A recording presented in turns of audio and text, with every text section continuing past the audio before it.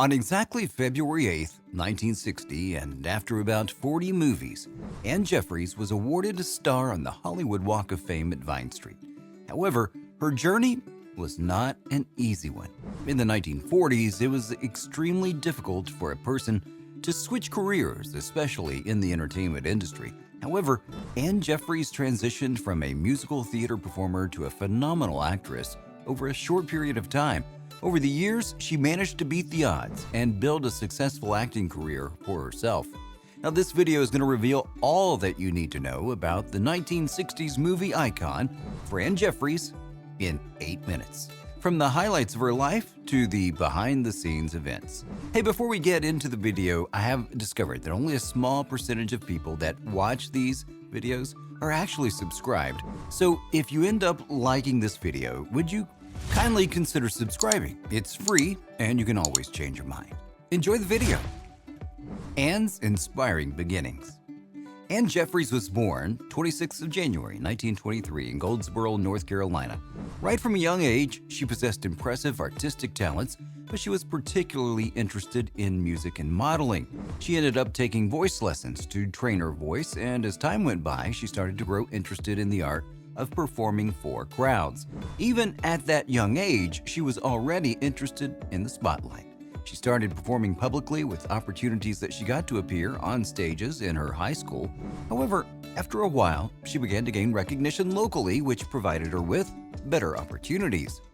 Now, a few years later, she got a scholarship, which enabled her to become a member of the New York Municipal Opera Company. Her dreams and hopes of appearing on bigger stages were finally coming to fruition. She was just a teen at the time and one of the youngest members of the opera company, and was later selected as the lead singer to perform in major concert halls in Manhattan like Carnegie Hall. She even took the lead for opera performances like La Bohème, Traviata, and Pagliacci.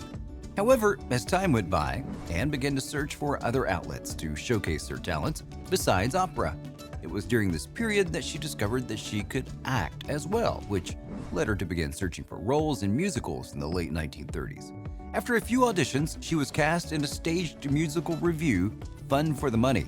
After this performance, her acting skills were unleashed, and she started attending movie auditions in a bid to get more movie roles. Initial movie roles.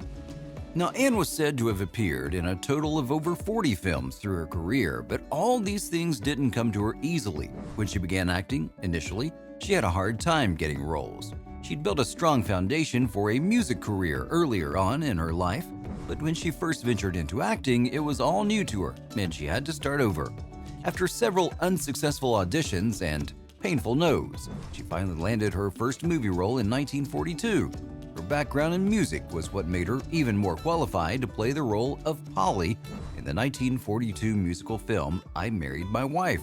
Now, even though she was just starting out her acting career, she was often selected to star in movies alongside various movie stars who were popular at the time, including Wally Brown, Nelson Eddy, Jeanette MacDonald, Pat O'Brien, and many more. Her first few movie performances enabled her to grab the attention of prominent production companies like RKO Radio Pictures and Republic Studios. These two companies saw her fit to put her under contract for the most part of the 1940s. Her career was definitely soaring at the time, as she appeared in several genres of movies, including horror, comedy, adventure, and crime. Now, Anne's first horror movie appearance was in 1945. She starred in the zombie comedy film Zombies on Broadway, where she played the role of Jean Ladance. She later appeared in several other movies, including Riff Raff and Dillinger. Now, during the peak of her career, she met Joseph Serena. They got into a relationship, which later led to a marriage in 1945, the marriage coming to an end 5 years later. Major career challenges. Just like most successful Hollywood stars who have a few bad years during the duration of their career, Anne experienced a terrible career fall around the year 1945. She had to do what it took to revive her career, even if it meant going back to her first passion and using her singing talent to get back on screens. She began to focus more on appearing in stage productions and musicals at the time. She was later selected for lead roles in Broadway productions such as the 1947 opera Street Scene, the 1952 musical Three Wishes for Jamie, and many more. Through her performances over the years, she was able to revive her career. It wasn't easy for her, but dedicating 6 years of her life into rebuilding was a decision that age didn't regret. From the year 1954, her TV career picked up again, and she started receiving roles for movies and TV series. She later appeared in the then-popular TV action series Baywatch, where she played the role of David Hasselhoff's mother, among other prominent roles. Anne's relationship with Rob Sterling.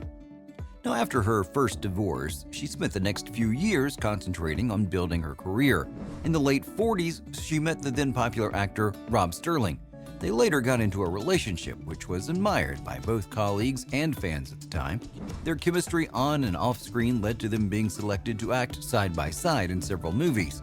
They appeared together in the popular series Topper, Love the Jill, amongst others. The couple finally got married in 1951. They both continued to work on their individual and joint movie projects even years after their union.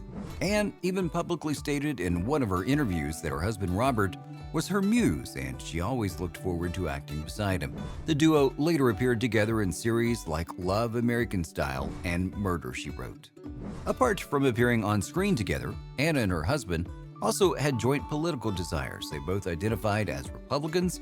They were among the few actors that supported the campaign of Dwight Eisenhower during the 1952 presidential election.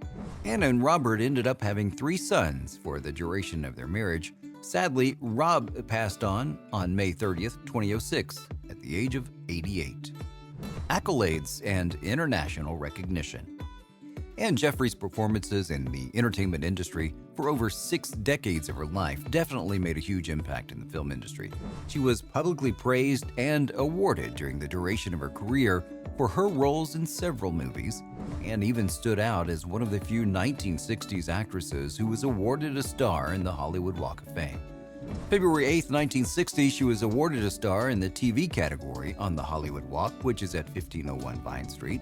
She garnered more accolades later on in her career, including a nomination for a Golden Globe Award for her role in the 1972 TV series The Delphi Bureau, and also got a Golden Boot Award in 1997. That was for her contribution to the improvement of film in the Western world.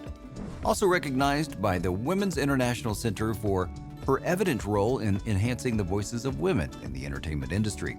Anne Jeffreys remained one of the most celebrated 1960s actresses even to date. Her works also still recognized and viewed all over the world. Final career endeavors.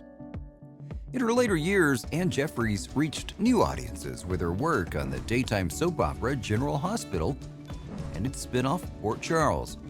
Between 1984 and 2003, on both shows, she played Amanda Barrington, a society widow and wealthy socialite who was a longtime board member at the hospital.